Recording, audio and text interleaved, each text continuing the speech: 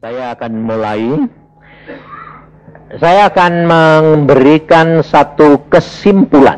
Jadi bukan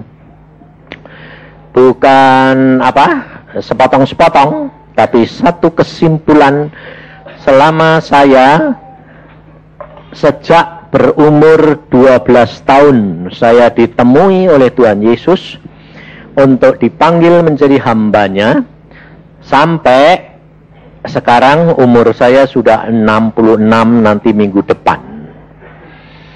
Sebetulnya 60 saya sudah harus pulang, tapi Tuhan mengatakan aku punya rencana yang lain, lalu ditambah 10%, 66. Nah, sampai kapan? Tidak tahu.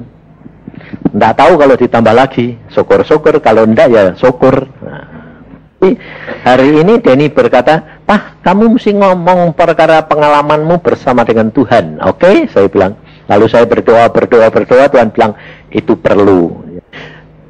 Ada hal-hal yang saudara dan saya harus perhatikan berdasarkan, ini saya katakan loh, berdasarkan pengalaman saya pribadi. Jadi, tiap orang mungkin berbeda. Jadi tidak sama. Tapi apa yang saya alamin dengan Tuhan sejak umur 12 sampai sekarang, ada beberapa kategori yang saudara harus perhatikan. Tahap pertama, pada waktu kita ini dipanggil Tuhan atau mengenal akan Tuhan, kita belum mengerti firman. Artinya firman Tuhan belum kita kenali banyak.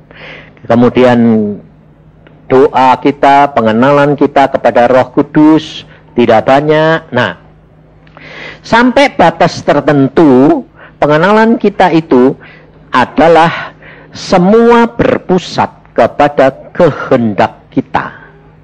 Jadi kita mengenal Tuhan, setelah kita mengenal Tuhan, bahwa kerap kali Tuhan kita dengar, Tuhan mengatakan, segala sesuatu di dalam aku, kamu sanggup menanggung. Aku sudah bayar semuanya. Nah, sehingga kerap kali kita itu percaya kepada Tuhan, hanya punya pikiran demi kebahagiaan kita, kesenangan kita, lalu keinginan kita dipenuhi.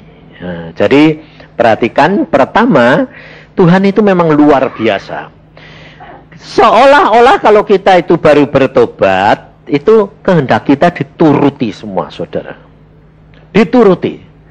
Padahal itu bukan kehendak Tuhan. Itu seizin Tuhan. Karena apa? Karena Tuhan mengenal, kamu belum kenal dia. Belum ngerti, baru bayi. Kalau bayi itu, kalau baru dilahirkan, ya toh, dia belum bisa ngomong, belum bisa apa-apa, taunya bahasanya cuma satu, nangis. Tapi bapaknya mesti ngerti, ibunya mesti ngerti. Nah, pokoknya harus diturutin, ya toh? Nah, itu kekristenan yang pertama. Nah, saya juga begitu. Dan jangan saudara kira bahwa saya mengalami begitu itu cuma setahun 2 tahun. Di umur 12 sampai umur 30. Jadi kira-kira berapa?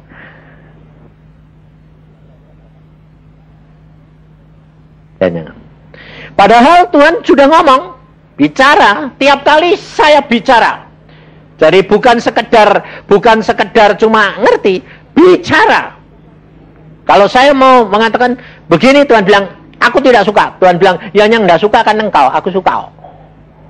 Sebabnya memang saya tuh ngakalnya luar biasa. Nah, apa saja saya minta, saya mau. Bahkan saya kerap kali saya baca Alkitab, saya berkata gini, di Alkitab tuh engkau ngomong, Tuhan, engkau ngomong, bicara. Pada bangsa Israel engkau bicara. Tapi kenapa zaman sekarang kok kamu tidak bicara kepada manusia? Tuhan bilang, siapa bilang? Bicara, tetap bicara. Padahal saya dibesarkan dari kecil itu di gereja Protestan, jadi GKMI, GKI. Saya selalu jadi ketua sekolah minggu, ketua pemuda, tapi di GKI, saudara. Jadi tidak ada itu Tuhan bicara secara itu tidak ada. Tapi saya ngalami benar-benar Tuhan itu bicara. Jadi ternyata Tuhan itu tidak berubah. Dulu sampai sekarang tetap sama. Jadi saudara juga bisa ngalami, tapi jangan. Kalau nanti Tuhan sudah bicara terus lalu mengecap, itu gereja sesat, itu gereja tidak benar. Tidak, semua benar. Tapi pengenalannya akan Tuhan yang menjadi batas-batas itu. Jadi pikiran kita yang membatasi sendiri. Saya sendiri juga dulu waktu saya ketemu sama Tuhan bicara, saya juga mengatakan, siapa kamu? Jadi Tuhan, dia setan. Nggak ngerti saudara. Tapi setelah baca Alkitab Tuhan itu menyatakan diri berkali-kali, baru saya tahu, oh Tuhan itu tidak pernah berubah ternyata. Ya memang aku tidak pernah berubah. Nah, di situ saudara, di dalam engkau menyatakan kehendakmu sendiri-sendiri terus itu, kamu akan mengalami ajaran Tuhan dan penderitaan demi penderitaan. Kegagalan demi kegagalan. Jadi jangan kira kalau ikut Tuhan itu terus mulus semua. Enggak. Ada harga yang saudara dan saya harus bayar. Jungkir balik. Dan terus terang kalau mau nuruti Tuhan, enggak ada yang enak. Sebab apa? Sebab kalau kehendak Tuhan itu biasanya mesti bukan kesenangan kamu. Ya dah? Contohnya, saya pada waktu umur 17 dilihatin Tuhan, ada perempuan jalan, itu jodohmu. Aku bilang, wah aku senengnya yang padat kok dikasih yang tipis. Aku bilang, nah, ya dah, nggak cocok saudara. Padahal sekarang jadi tebel. Nah itu masalahnya. Jadi kalau saudara dan saya sudah ngalami nanti bersama dengan Tuhan, ternyata semua kesenanganmu, semua kehendakmu akan dapat tergenapi. Semua. Tapi untuk itu, kamu sebetulnya harusnya mengorbankan diri untuk mengasihi Tuhan, mendengar Tuhan, mendahulukan Dia dalam segala-galanya, baru nanti kamu dapat segala-galanya. Nah, pada waktu saya mengikut Tuhan dengan masa muda dan ingin semua jadi, tidak jadi, saudara. Tidak ada yang jadi. Saya kepingin jadi dokter spesialis pada waktu itu. Tuhan mengatakan, kamu jadi hambaku. Nah, aku bilang, oke, jadi hambamu mau sekolah pendeta. Tuhan bilang, dikasih beasiswa. Tuhan bilang, tidak, lu tidak masuk akal toh. Mau jadi dokter spesialis, Tuhan bilang, jadi hambaku. Mau sekolah pendeta, tidak, loh, bagaimana? Jadi tidak bisa mengerti, saudara. Saudara tidak bisa mengerti. Makanya itu saya beritahukan, selama saudara ikut Tuhan, tidak usah bingung, pusing, frustrasi. Kenapa? Kamu tidak akan bisa mengerti Tuhan kalau belum waktunya dan ngalami. Tapi kalau sudah nanti kamu sudah waktunya dan ngalami, baru terbuka. Tuhan tuh begini. Nah, makanya itu kalau kamu dapat nubuatan, biasanya kalau dapat nubuatan terus dipegangi terus tak imani, jadi sebab yang enak. Kalau nubuatan, kamu bakal kena musibah, berimani? Tidak ada. Pasti kamu bilang apa? Jangan Tuhan, ditengkingin, betul tak? Nah, tapi tidak yang enak. Bok cepet. Nah, enggak bisa. Malah kamu kepingin cepet-cepet, malah enggak jadi-jadi. Malah kamu takut itu musibah jangan datang, malah datang. Jadi caranya Tuhan, saudara harus tahu, segala sesuatu itu sudah ditetapkan Tuhan. Sejak saudara dan saya menjadi anak Tuhan, langkah-langkah kita ditetapkan Tuhan. Ngerti? Nah, ketetapan Tuhan ini berdasarkan seperti orang dunia sama, kecuali di dalam Tuhan itu bisa diubah. Jadi setiap orang itu sudah punya jatah. Ngerti jatah, tahu enggak? Jatah tahu enggak? Jadi punya bagian masing-masing yang sudah ada ketetapannya. Saudara umpamanya bisa menjadi orang kaya, bisa menjadi orang pinter, biasa menduduki orang besar atau orang kecil, itu semua sudah punya jatah sendiri-sendiri. Jadi tidak usah kita pusing karena kita itu ikut Tuhan. Yang penting saudara itu kenali Tuhan, bahwa Tuhanmu itu Tuhan yang luar biasa, penuh kasih sayang, tapi bukan berarti tidak mengajar kita. Sebab Alkitab berkata kalau kamu diajar, itu adalah kamu anak-anak. Anak apa? Itu anak Tuhan. Kalau kamu tidak diajar, itu anak gampang, itu anak haram. Sebab kalau di dalam Tuhan, saudara itu harus diajar. Nah, saya itu jungkir balik kayak gitu tuh sampai gepeng luar biasa. Akhirnya saya mengenal, ternyata sulit. Ternyata kalau kita kehendak kita tetap sendiri tidak ada artinya, gunanya. Semua sia-sia. Kalau kamu punya kemampuan dan kamu merasa aku bisa, justru Tuhan tidak suka. Karena itu menuju kepada kesombongan. Ini saya alami berkali-kali, saudara. Sebab saya kerap kali nakalnya gini, saya kenal Tuhan benar-benar, waktu saya ujian juga saya bilang, Tuhan, pelajaran ini, saya bilang, engkau tidak usah ikut-ikut. Aku pasti lulus. Loh, saudara, bayangin, nakalnya kayak apa? Mau ujian loh. Nah, saya berdoa, Tuhan aku mau ujian, tapi khusus untuk pelajaran ini, kimia ini, saya bilang, engkau tidak usah ikut-ikut, tidak apa-apa, aku pasti lulus. Kurang ajar enggak? Dan memang saya menguasai bidang itu lebih dari dosennya. Jadi saya yakin pasti lulus. Dan saya tahu semua. Tapi saudara tahu, Tuhan ngomong. Justru saya sembahyang gitu tuh mau maju ujian, dia ngomong gini, hari ini kamu tidak lulus. Aku bilang, asal engkau tidak ikut-ikut. Dia bilang, tidak bisa, aku tidak ikut-ikut. Sebab engkau milikku. Jangan gitu dong Tuhan, cuma kali ini aja, jangan ikut-ikut. Tidak bisa, aku harus ikut. Dan hari ini kamu dah lulus. Saudara tahu, saya maju ujian itu ditanya, saya tahu tanyaannya, saya tahu jawabannya, saya tahu semuanya 100% tahu. Tapi tidak bisa jawab. Karena apa? Lidah saya kaku.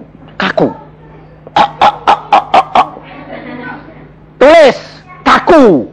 Waduh, nangis, akhirnya air mata turun. Terus Tuhan bilang gini, kamu bisa apa?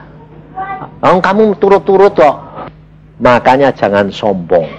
Sampai dosennya berkata apa? Dia berkata gini, begitu katanya bisa, begitu katanya belajar. Saya bilang, saya bisa. Jawab, mana? Bayangin saudara, saya ngalami itu secara nyata. Sampai akhirnya saya dapat 0.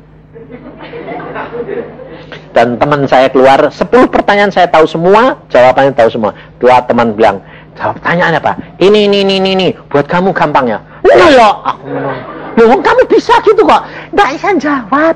Lidah saya kaku. Kenapa? Sombong. Jadi ngalami semua. Maka dari itu, saya simpulkan. Setelah saya berumur 30 tahun, saya menikah. Dan sejak itu Tuhan mengatakan, kamu sekarang sudah mengenal aku. Karena sejak itu Tuhan mengatakan begini. Saya waktu jalan-jalan, Tuhan mengatakan begini. Mulai hari ini, kamu baru menjadi orang Kristen yang benar. Aku bilang, yang benar. Aku melayani engkau. Berapa tahun itu jadi ketua pemuda, jadi ngajar sekolah minggu. Belum jadi orang Kristen. Belum. Sudah jadi orang Kristen, tapi belum benar. Apa buktinya? Saya bilang gitu. Ngomong dia saudara, seluruh ruangan ini penuh. Dia ngomong gini, kamu tidak punya kasih. Nah, saya pikir kasih itu lemah lembut, rendah hati, ya toh panjang sabar, itu buah. Saya bilang, Tuhan bilang, kasih itu buah roh. Tapi yang aku katakan kamu tidak punya kasih adalah apa? Kamu tidak menuruti firman. Aneh enggak? Sudah jadi orang Kristen, sudah mengajar, tapi ternyata tidak punya kasih. Karena kasih itu di dalam suratnya Rasul Yohanes, kasih adalah melakukan perintah Tuhan. Itu kasih. Karena dia melakukan firman Tuhan, otomatis semuanya itu nanti berubah. Karena firmannya inilah luar biasa. Dan saya bilang, sekarang oke, aku dapat hari ini aku beri kamu kasih. Apa buktinya? Nah, dibuktikan saudara, langsung. Saya punya pohon papaya di luar, yang kemarin saya mau potong, tebang. Hari itu saya tidak bisa nebang. Kenapa? Saya lihat, Tuhan bilang, lihat pohon papayamu. Loh, kok saya bisa mengerti pohon papaya itu, bahwa itu juga ciptaan Tuhan, dan dia dibuat untuk menjadi berkat buat kita. Aneh lah. Aku bilang, oh, itu kasih. Kamu mengerti orang lain, kamu mengerti Tuhan, kamu mengerti ciptaan Tuhan, kamu mengerti firman Tuhan, itu kasih. Sejak itu saya bisa mengerti istri saya. Dulunya, oh jangan tanya, istri saya itu paling trauma sama saya. Gak pernah berani mengemukakan pendapat atau bantah. Saya bilang ya, aku bilang A, dia bilang B. Tidak ada alternatif itu. Istri harus tunduk, saya bilang. Itu dulu loh ya. Nah, tapi Tuhan bilang, kamu tidak punya kasih. Tapi sejak itu lain, saudara. Saya bisa mengerti dia, saya ngasih dia. Luar biasa, luar biasa. Dan ada harganya saudara, dan saya harus bayar. Jadi kalau kamu dapat apa-apa dari Tuhan, itu selalu mesti langsung praktek dan langsung bayar harga. Nah, hari itu saya dapat kasih. Lalu saya bilang, yang hari ini kamu mau makan apa? Dia bilang, wah aku kok kepingin bakso. Padahal sedang ngandung berapa bulan itu. Pengen bakso? Ya oke deh, nanti saya belikan. Enggak, kepengen beli, kamu pergi sama kamu makan di sana. Oke, nanti naik sepeda motor. Dia bilang, enggak, loh. Mau apa? Aku bilang, mulai kaget toh. Loh, naik sepeda motor kok enggak mau? Mau apa? Naik sepeda. Loh, aku bilang, yang tempatnya bakso itu 3 kilo. Jalannya naik turun di Jogja itu, saudara. Di luar kota masuk kota. Di Klitren itu 3 kilo yang lah ndak tahu wong kepinginnya begitu. Waduh. Tapi akhirnya saya aneh, saudara. Saya ndak pernah bisa mengerti.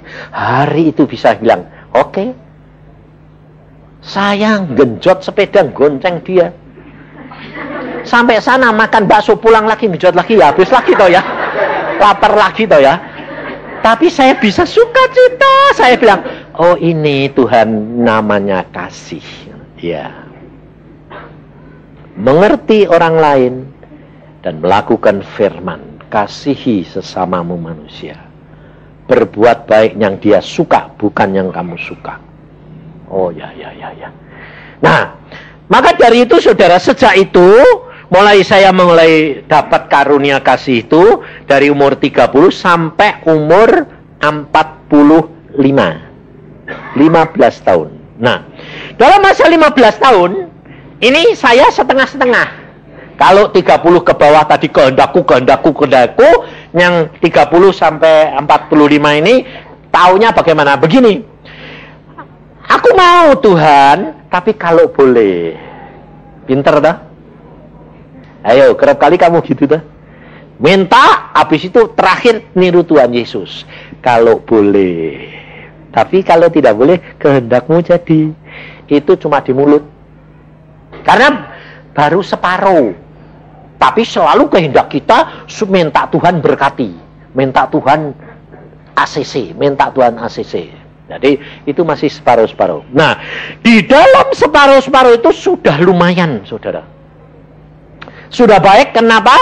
Setiap apa yang kamu ingin, kamu berdoa. Tapi tidak selalu dituruti. Kalau tidak dituruti, kecewa, frustasi, lalu nyalain Tuhan. Nah, dalam masa 15 tahun itu jungkir balik. Sama ternyata setel sama yang 30 tahun ke bawah. Jungkir balik bahkan lebih berat.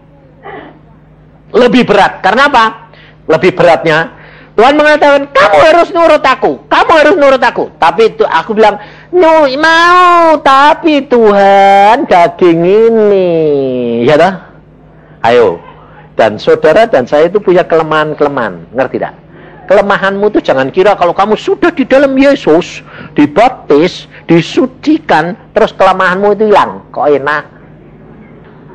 Watakmu jelek-jelek itu tetap ada enggak? Ada. Kenapa kok ada? Bukankah di dalam Yesus sudah dibaharui menjadi ciptaan yang baru? Baca di dalam Yohanes 15. Ranting-ranting yang tidak berbuah dikerat, dipotong. Caranya gitu. Watak timbul, potong. Jangan watak timbul dibiarin sampai berbuah. Buahnya dosa. Bab saya ini dulu bekas mata keranjang, bekas mata duitan, bekas orang sombong. Nah itu saudara. Jadi kerap kali timbul lagi. Jangan kira sudah sama istri saya sudah sayang, sudah punya anak 3 terus nggak mata keranjang. Sama bilang umur 40 timbul lagi loh tuh. Saya ngomong sama istri saya. Waktu saya umur 40 saya bilang, loh yang kenapa? Loh kok kepengen pacaran lagi? Bayangin saudara. Dan tapi saya jujur ngomong sama istri saya ini kepengen pacaran lagi. Lalu istri saya bilang, pacaran sama saya tidak bisa. Kepengen sama orang lain yang baru, repot gak? Mungkin kalau saudara tidak punya watak mata keranjang, kamu ketawa karena bilang, mosok. Tapi yang punya watak keranjang, mesti tidak bilang mosok. Iya. Karena itu faktanya. Itu fakta. Makanya saya bilang, dialami supaya kamu tahu. Tapi di dalam Yesus itu bisa diatasi. Nah, jadi jangan munafik. Jadi kalau timbul, itu kamu ngomong.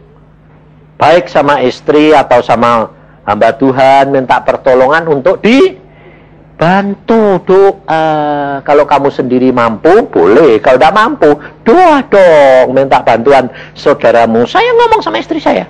Ini bagaimana ini? Kok kepengen pacaran? Oh, lalu dia bilang, oh sudah apa-apa, tak bantu doa. Iya. Lalu kalau sudah dibantu doa itu hilang atau tetap bisa pacaran? Hah? Hilang? Siapa bilang?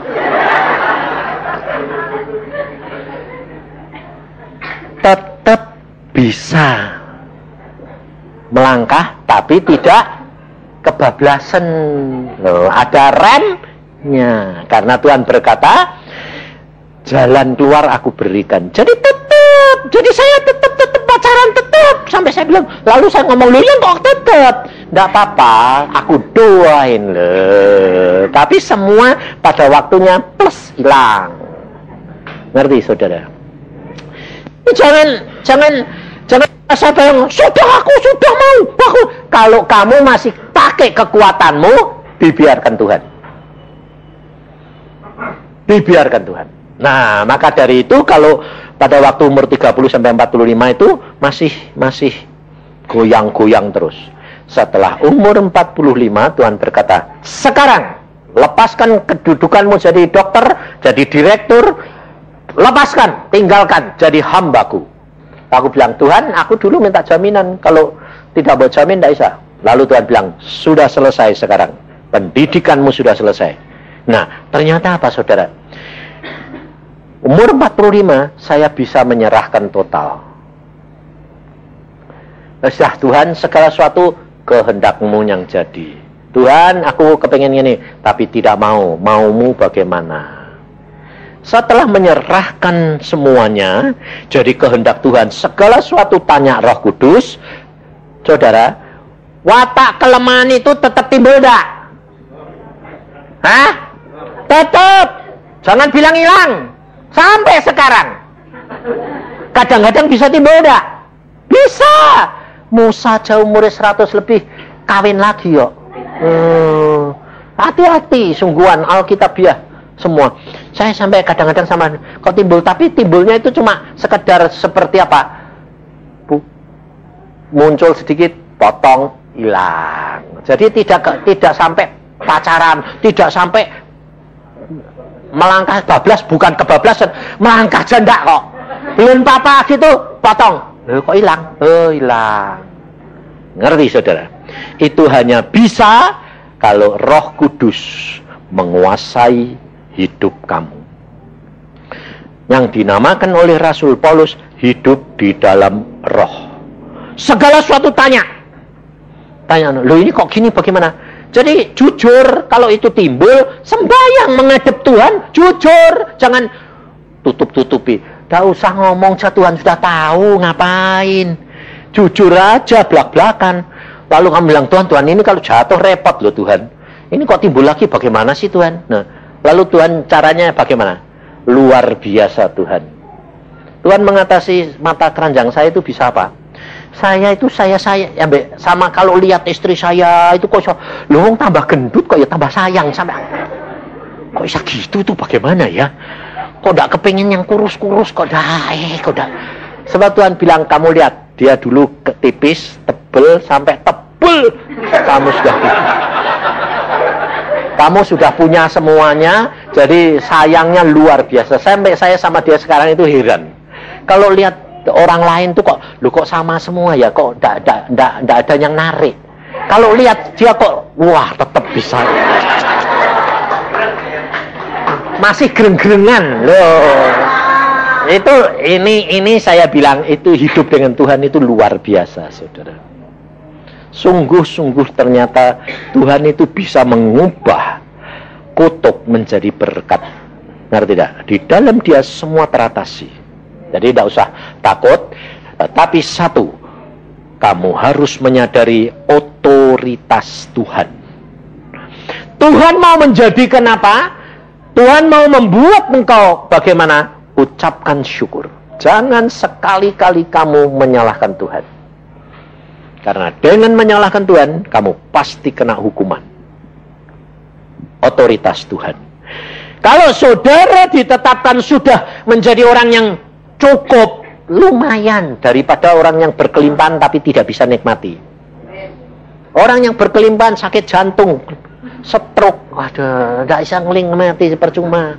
Lebih baik yang cukup tapi bisa menikmati. Nah, sebab apa? Nanti di surga itu batasnya itu adalah siapa yang menggenapi targetnya, dia yang menduduki tempat yang tertinggi. Jadi bukan hamba Tuhan besar, bukan pengemis, semua sama di hadapan Tuhan. Saudara, bukan orang kaya, orang pandai, tapi semuanya yang menyenangkan dan menggenapkan rencana Tuhan dalam hidup kita pribadi demi pribadi. Jadi, jangan sekali-kali nyalain Tuhan, ucapkan syukur. Kalau kamu sedang ucapkan syukur. Sebab saya dididik benar-benar. Dari makan sehari demi sehari, saya ngalami 1 tahun. Pas-pasan setahun lagi, terus dari tahun ke tahun naik sampai sekarang berkelimpahan. Sebab berkelimpahan sekalipun jangan jatuh, sebab dengan kelimpahan pun kamu bisa jatuh. Yang penting Tuhan itu didik supaya kamu punya dasar yang kuat, supaya di dalam segala perkara kamu cakap menanggungnya. Kalau dikasih kaya bisa, dikasih miskin pun bisa. Yang penting apa? Rencana Tuhan di dalam hidup saudara tergenapkan. Otoritas Allah jangan kamu tinggalkan. Dia mau melakukan apa? Itu hak dia. Yang terakhir, 2 minggu yang lalu, saya akan tutup dengan ini. Tuhan menguji saya. Saya sudah hampir selesai. Tuhan bilang tugasmu sudah selesai. Dan Tuhan lalu mengatakan begini. Hari ini saya dikasih penglihatan, banyak hamba-hamba Tuhan di dalam ruangan itu pakai jubah putih semuanya, termasuk saya. Tuhan bilang, hari ini akan ada pelantikan siapa yang layak menyandang predikat hambaku. Wah, saya pikir ini mau dilantik semua nih. Saya itu orangnya memang paling santai. Semua duduk dengan tekun, saya jalan-jalan, lihat-lihat. Pada waktu itu terus dipanggil sama Tuhan. Yusa! Nama saya dipanggil. Saya pikir, Yusa yang mana? Yusa yang berapa banyak-banyak? Saya diem aja. Yusa! Saya nengok.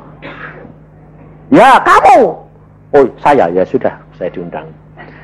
Terus Tuhan berkata, lalu satu lagi perempuan. Saya tidak tahu namanya, cuma bilang, Tuhan manggil orang itu, sebab nanti di sana itu lucu, saudara. Kalau Tuhan itu ngomong, kadang-kadang yang lain tidak dengar. Yang ngerti itu cuma orang itu bersangkutan. Aneh lah, aku sampai, loh Tuhan engkau dek ngomong, loh aku ngomong sama kamu. Sama yang lain tidak tak panggil, ya diem aja, dia tidak tahu. Oh, kok gitu sih Tuhan? Iya, itu hakku. Terus saya maju sama perempuan itu. Terus Tuhan mengumumkan, hari ini hanya 2 orang yang layak. Yang lain itu dia menyandang hamba Tuhan, tapi di hadapanku belum selesai. Jadi saya tahu saya sudah selesai di situ. Nah, hal itu saya dapat penglihatan itu sebelumnya diuji, saudara. Ujiannya buat saya itu aneh. Anehnya gini, saya sembayang, setelah sembayang 1 jam itu, terus Tuhan ngomong gini, Yusa, kaget tahu. Apa Tuhan? Kamu kan sudah melayani aku 21 tahun secara penuh. Ya. Lalu Tuhan berkata, kamu ini kan sudah selesai toh? Oh iya. Kalau ini nanti kamu pulang, tapi aku bosan sama kamu atau aku tidak suka sama kamu, lalu aku ambil kamu tak masukin neraka, bagaimana aku? Bayangin saudara, kira-kira kalau saudara diomongin Tuhan, ditanya gitu, terus jawaban ubi, pasti ada yang jawab, jangan Tuhan, betul. Terus ada yang jawab, masakan jam udah kamu segini engkau masukin neraka? Terus apa lagi? Aku sudah kerja Tuhan buat kamu, masakan engkau buang? Bukankah engkau Allah yang kasih? Macam-macam jawabannya, ya dah. Saya pada waktu itu bilang gini, Tuhan, ini kan hambamu yang sudah engkau tebus. Engkau mau masukkan ke surga atau engkau masuk ke neraka, itu kan hak kamu toh.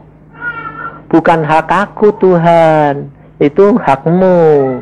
Engkau berhak bertindak sesuai dengan kehendakmu. Saudara tahu apa jawaban Tuhan? Lulus kamu. Karena kamu rela aku buang sekalipun. Itulah hambaku. Saudara tahu. Saya kaget saudara. Sebab nanti kalau saudara itu dapat penglihatan ketemu Tuhan, saudara tidak bisa pakai ini, pakai akal, terus mestinya gini, tidak bisa. Semuanya terbuka. Apa yang ada di hatimu, itu yang akan kamu jawab. Ngerti? Kamu bisa, saya kasih tahu nih, nanti kalau ketemu Tuhan jawab gitu. Nanti kamu ketemu, udah bisa jawab begitu. Kalau kamu masih punya kehendak, masih punya keinginan, masih punya pemberontakan, tetap yang keluar itu. Ngerti? Lalu Tuhan bilang, lulus kamu, selesai. Engkau yang layak menyandang predikat hambaku. Saya baru tahu saudara, ada seorang hamba Tuhan yang lain mengatakan, di neraka sekalipun dia dapat penglihatan, dia pergi ke neraka. Orang-orang neraka itu, orang-orang di alam maut itu bilang gini, Yesus, kamu mbok lama-lama di sini, sebab kalau kamu di sini, aku mengalami kesejukan, tidak kepanasan. Jadi ternyata kalau aku dibuang sekalipun, kalau bersama dengan Yesus, ya tetap sejuk. Ngerti tidak? Jadi itu Tuhan menguji. Kenapa? Tuhan berkata, di mana pengikutanmu kepadaku? Yesus berkata apa? Kosongkan dirimu seperti aku, supaya Roh Kudus bisa berkarya di dalam hidup kamu, dan kamu akan menikmati kemuliaan demi kemuliaan bersama dengan Dia. Amin. Mari kita berdoa. Nanti biar disambung lagi hari ini kalau tidak salah Denny, atau nanti dari pengurus atau siapa lagi yang ada nanti. Tuhan Yesus, hamba-Mu sudah sampaikan. Kesimpulan ini yang Kau suruh hamba-Mu sampaikan, supaya anak-anak-Mu di tempat ini menyadari di mana mereka sedang berada saat ini, supaya mereka jangan sekali-kali menggerutu maupun menyalahkan Engkau. Karena kami tahu Tuhan, Kau mempunyai otoritas untuk bertindak apapun juga, karena itu adalah hak-Mu. Dan kami adalah hamba-hamba-Mu yang sudah Engkau beli dengan harga tunai. Maka dari itu kami mau Tuhan, karuniakan kepada anak-anak-Mu kepekaan, penurutan, pengertian, ketaatan, supaya mereka dapat mengerti, mengenal Roh Kudus dengan baik, dan melakukannya, menggenapkan rencana-Mu dalam hidupnya, sehingga nama-Mu dipuji-puji di dalamnya. Terima kasih Bapa, dan kasih sayang dan setia-Mu. Dalam Tuhan Yesus kami percaya. Amin. Saudara, ayat yang hari ini dikasih Tuhan bagi kita, itu sungguh-sungguh tepat. Ya. Bahkan tadi ayah saya sudah singgung sedikit tentang pikiran dan perasaan Kristus. Ya, itu seringkali nggak bisa untuk langsung drastis dengan cepatnya, istilahnya pada waktu engkau terima Yesus, langsung dengan drastis engkau punya pikiran dan perasaan Kristus. Saya katakan itu nggak bisa. Itu harus ada langkah-langkahnya, dan langkah-langkahnya tadi sudah dibagikan sama ayah saya. Dan saya ingat dengan satu peristiwa juga, bahwa apa yang dia lakukan, bahwa yang terakhir tadi dia katakan bahwa ujian yang terakhir itu seperti tadi yang tadi sudah diceritakan, itu menguatkan apa yang saya dapatkan pada waktu keponakan saya meninggal dunia. Ya, pada waktu keponakan saya meninggal dunia yang umurnya cuma 3 minggu, itu pada waktu saya ditugaskan untuk membawakan firman di acara penutupan peti, saya sendiri mengatakan begini, Tuhan, apa yang harus saya khotbahkan? Tetapi pada waktu malam harinya saya tidur, di situ saya diajari sama Tuhan. Saya dikasih tahu mimpi, dan saya di dalam mimpi itu saya diajari secara 4 mata dengan Tuhan. Ya, jadi saya diajari langsung dengan Tuhan, bahwa Tuhan berkata begini, Levi sudah memenangkan pertandingan dan keluar sebagai keluar sebagai pemenang yang benar. Saya pikir begini, Tuhan umurnya 3 minggu dan dia ini belum bisa ngomong, dia ini belum bisa melakukan apa-apa. Kok bisa dikatakan dia sebagai pemenang? Nggak mungkin dia menang. Nah, tetapi pada waktu acara penutupan peti itu, ayahnya memberikan kesaksian tentang kehidupan daripada anak ini dalam waktu 3 minggu. Saya tahu dengan pasti, ya, bahwa dia benar-benar sudah sampai tarafnya seperti yang diujikan terhadap diri ayah saya. Makanya, tidak usah iri, saudara. Ayah saya menempuhnya 66 tahun. Levi 3 minggu selesai, dan mungkin saudara mau berapa saya tidak tahu, ya. Tetapi saya katakan betul bahwa yang terakhir kita punya iman yang sesungguhnya. Iman yang sesungguhnya itu iman yang berkata, Tuhan, apapun yang Kau berikan kepada aku, itu yang terbaik untuk aku. Itu iman yang sesungguhnya. Jadi iman yang sesungguhnya bukan iman yang mengimani. Aku imani ini, aku imani. Orang yang berkata begitu, itu nggak punya iman. Ya, tetapi iman yang sesungguhnya adalah iman yang berkata, Tuhan, apapun yang Kau berikan, itu terbaik. Biarpun secara pandangan mata itu tidak baik, tapi itu terbaik. Itu iman yang sesungguhnya. Kenapa? Pada waktu perjalanan ke tempat kakak saya, di mana di situ dibaringkan jenazah daripada Levi, saya sudah ngomong sama istri saya bilang gini, pokoknya apapun terjadi, kita datang ke sana, saya akan bangkitkan Levi dari antara orang mati. Mau bagaimana, mau semua setuju, tidak setuju, saya mau minta Levi bangkit.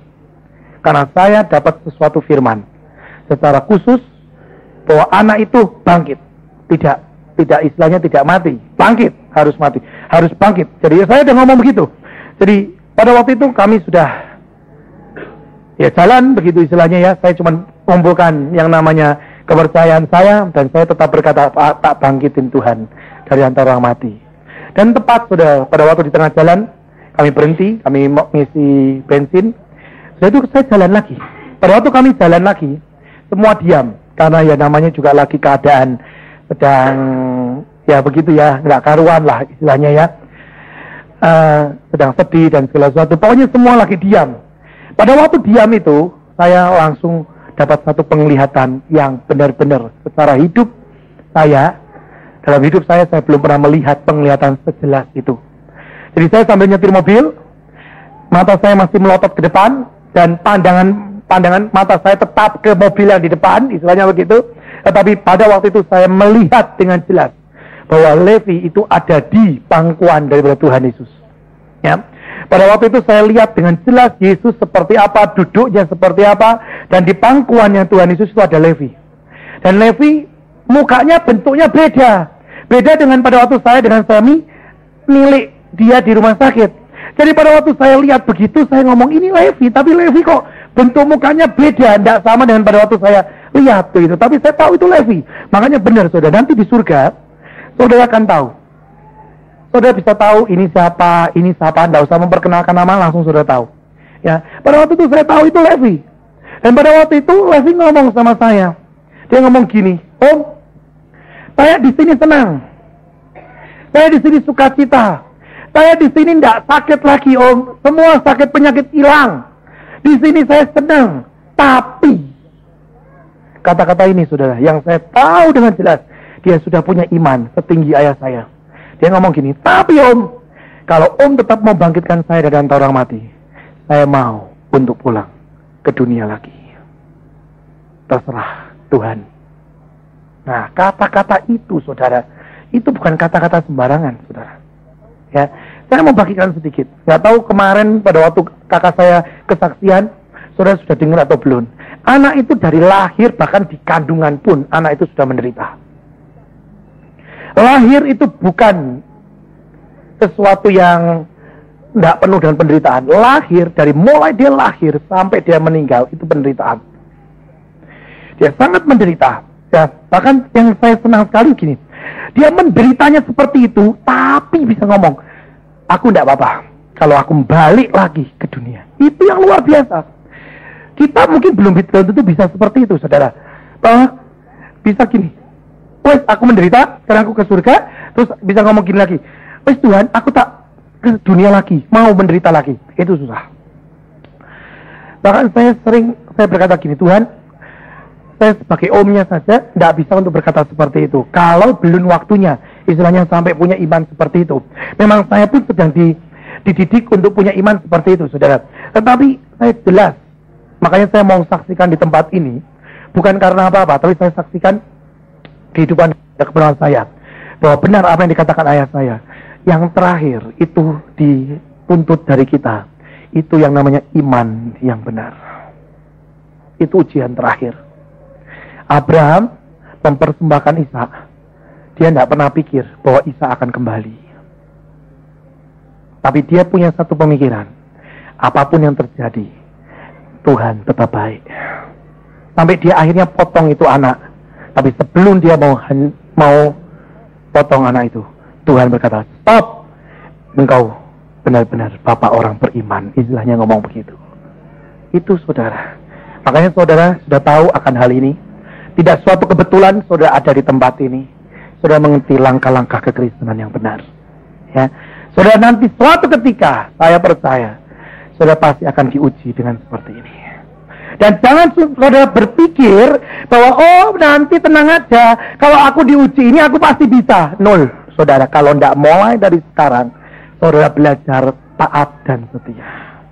Nol besar. Kalau tidak mulai dari sekarang, saudara mulai belajar. Aku mulai belajar, pokoknya merem apa yang Tuhan suruh aku lakukan. Biarpun Aku nggak suka kalau Tuhan suruh aku lakukan. Kalau engkau mulai belajar seperti itu, nanti suatu ketika engkau diuji seperti ini, saya percaya engkau akan keluar sebagai pemenang. Tapi kalau engkau sampai hari ini, Tuhan ngomong sesuatu, engkau masih berkata, aduh aku nggak bisa, ini bukan bagianku, aku nggak bisa. Waduh saudara, berubah. Karena apa? Ujian terakhir, pasti engkau akan gagal.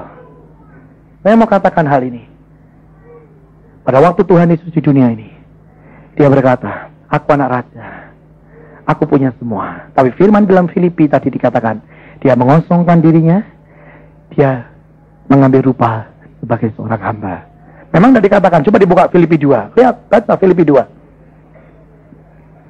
Ini Yesus, makanya kalau saudara tadi hari ini disuruh ngapalin yang namanya pikiran dan perasaan Kristus. Apa perasaan dan pikiran Kristus? Yaitu hamba. Hamba itu pikiran dan perasaan Kristus.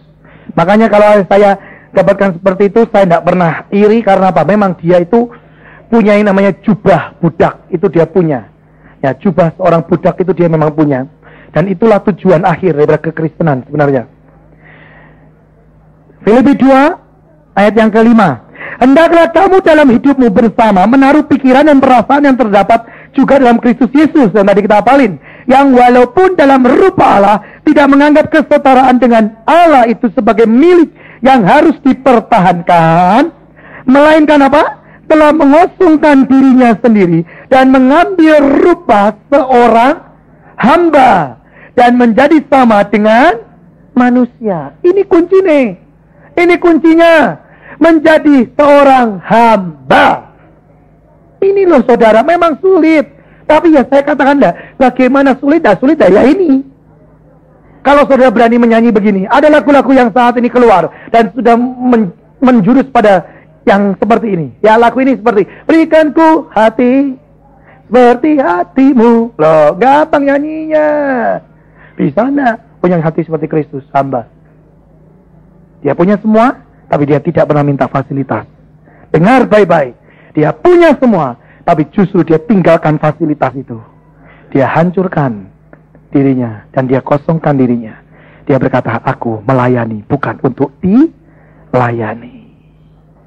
Nah ini loh saudara. Makanya saudara harus mengerti hari ini. Keponakan saya cuma 3 minggu selesai. Tapi penderitaannya saudara lihat penderitaannya juga saudara tidak bisa.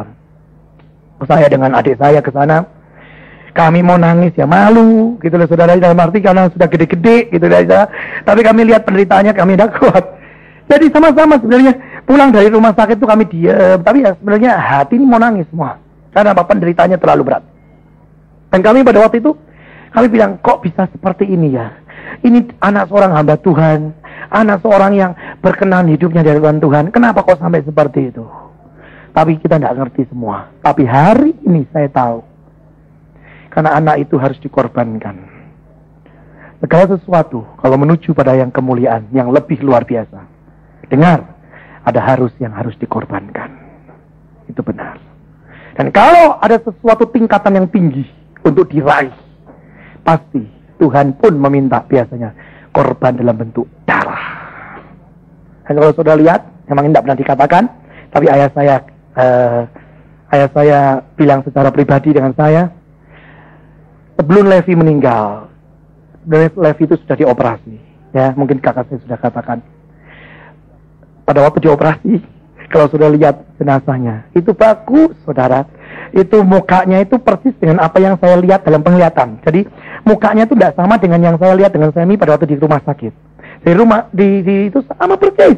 Tapi kalau sudah itu kepala, ya kalau sudah angkat sedikit, karena itu sudah diatur sama ibu saya, sehingga tidak kelihatan. Tapi kalau diangkat sedikit sudah tahu. Bekas sobekan daripada operasi itu persis seperti domba yang disembelih. Persis, saudara.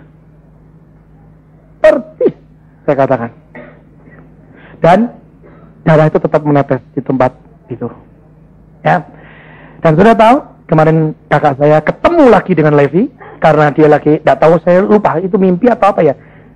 Lagi doa ya, lagi doa dia lihat penglihatan dan Levi datang.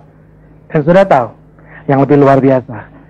Levi datang ke dia, dilihat sama kakak saya, bekas operasi, masih ada. Dan saya tanya, sebenarnya saya komplain sama ayah saya, wah itu sih gak lucu, mati kok masih ada bekasnya.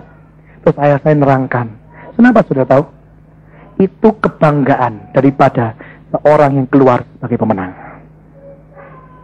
Tuhan, kalau kau ketemu Yesus, sampai detik ini, lambungnya masih bolong. Bekas pakunya masih ada sampai detik ini. Itu tanda seorang hamba. Dan keluar sebagai pemenang. Levi ya begitu. Jadi ketemu dengan ayah, dengan mamanya. Sampai mamanya ngeliatin gitu. Ada, ini bekas dibelek. Saudara, makanya saya berkata, gak usah iri-irian. Gak usah lihat begini, aduh kamu bayarnya gimana ya? Kamu sekarang sudah tingkatan berapa? Gak usahlah saudara. Ya, sekarang kita berjuanglah semua sendiri-sendiri. Bersama dengan Roh Kudus yuk. Ini sudah bukan waktunya lagi. Ada yang bayarnya cuma 3 minggu. Sampai di tingkat yang bagus. Ayah saya bayar sampai umur 66. Kita semua bayar saya tidak tahu sampai berapa. Tapi mari kita bangkit saat ini. Ini bukan waktunya main-main lagi. Bahkan ada beberapa hamba Tuhan yang ketemu dengan saya. Dia berkata begini. Pada waktu saya khotbahkan sesuatu. Dia berkata begini. Betul Daniel, apa yang kamu khotbahkan. Sekarang bukan waktunya lagi untuk minta. Pada waktu dia berkata gitu, saya berkata, betul, saya pun dapat seperti itu. Sudah bukan waktunya lagi kita seperti anak kecil yang minta terus. Tapi sudah waktunya kita menjadi dewasa. Lakukan, do something for Jesus. Lakukan buat Yesus dengan Roh Kudus yang memampukan saudara. Maka saudara akan dapatkan apa yang sudah lakukan untuk dia. Jadi jangan hanya seperti anak bayi yang pengen minum, nangis. Pengen makan, nangis. Nanti ada masalah, nangis. Nah, tapi kita harus berpikir, apa yang harus kita lakukan buat Yesus. Hadapi masalah itu bersama dengan Tuhan. Bukan meraung-raung dengan tangisan. Karena apa? Egois, pengen menang sendiri. Tidak. Tapi engkau menangis karena engkau menyesal. Engkau menangis karena engkau merasa, benar Tuhan, tanpa engkau aku tidak bisa hidup. Dan engkau menangis karena engkau jatuh cinta dengan Tuhan. Saya percaya, Matius 6 ayat 33, dapat Yesus, engkau dapat segalanya. Itu kuncinya saudara. Ya, maka dari itu saya katakan, bangkit. Jangan jadi anak SD lagi lah. Ayo, umur kekristenanmu sudah berapa bulan, berapa tahun? Ayo ndak, sesuai ndak dengan pertumbuhan iman kekristenanmu. Ya, jangan minta, sudah bukan waktunya minta, tapi melakukan buat Yesus. Sementara waktu-waktu yang sampai hari-hari ini, sebelum dia datang di awan-awan untuk menjemput kita, lakukan sesuatu buat Yesus. Lakukan. Didik semua ini. Dan karakter ini yang tadi ayah saya singgung, yang namanya engkau adalah ciptaan baru. Pada waktu engkau terima Yesus, coba buka di dalam 2 Korintus ayat 17. 2 Korintus pasal 5 ayat 17. Jadi siapa yang ada di dalam Kristus, ia adalah ciptaan baru. Yang lama sudah berlalu, sesungguhnya yang baru sudah datang. Betul kan? Jangan saudara pikir tadi ayah saya bilang bahwa engkau jadi ciptaan Kristus, langsung karaktermu berubah, semuanya berubah. Itu tidak mungkin. Kenapa? Bahasa aslinya yang berubah bukan karakter. Bahasa aslinya dikatakan yang berubah adalah rohnya yang berubah. Jadi kalau saudara mau belajar bahasa aslinya dikatakan bahwa pada waktu engkau terima Yesus sebagai juru selamat, yang lama sudah berlalu, sesungguhnya yang baru sudah datang. Itu rohmu yang baru. Tapi karaktermu harus engkau didik atau engkau bereskan menuju pada karakter Kristus. Jadi jangan begini, minta ditumbangi tangan, pada waktu sudah ditumbangi tangan, pulang langsung punya karakter Kristus. Gak bisa saudara. Itu harus dilatih. Yang jelek, ya jangan dilakukan. Latih dengan membuat karakter yang baru, yang sesuai dengan firman Tuhan. Buah-buah roh, maka itu kan jadi karakter baru. Ayah saya pernah membuka, karakter yang lama itu bisa dibungkus dengan karakter yang baru. Terus dibungkus.